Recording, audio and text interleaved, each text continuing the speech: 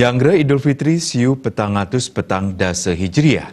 Pemargin Madol Wiade Numbas Emas ring Kota Denpasar sayan nincap. Puniki kecinayang antuk kewentanan akehnya ni krama ring widangan pertokoan emas ring Denpasar. Semin silih tunggil pedagang emas ring Jalan Sulawesi Denpasar Maosang. Nyangre lebaran warsa sane mangkin akeh krama sane matumbasan emas sane kangen ri kala Idul Fitri. Saha taler kadol malih wusan lebaran memargi. Kantos mangkin krama sane matumbasan emas sayan ageng.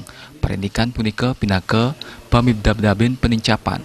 Inggih punika 3% kantos petang dasa persen. Lianan ring punika wenten krama sane rauh jagi matumbasan emas, semaliha wenten taler sane rauh jagi madolan emas sane kangen prabio mudik wiadin Idul Fitri. 30 sampai 40% dari hari-hari biasanya. Peningkatannya itu seimbang sih, karena mereka tuh juga datang ke sini, mereka membeli, orang yang beli banyak juga menjelang lebaran. Kadang ada beberapa juga orang yang tukar, terus ada beberapa juga orang yang jual untuk keperluan mereka mudik biasanya kalau lebaran. Manut Alia, perhiasan sane kadol akeh sane maduwe kadar emas nangu 17% ngawit harga emas sawetara sama 50 tali rupiah per gram, kantos sama 17 tali rupiah per gram, saha taler nganutin antuk model emas sane jagi kekaryanin.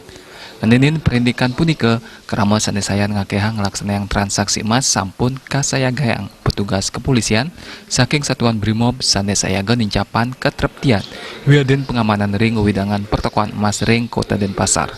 Indra Wijaya, Bali TV.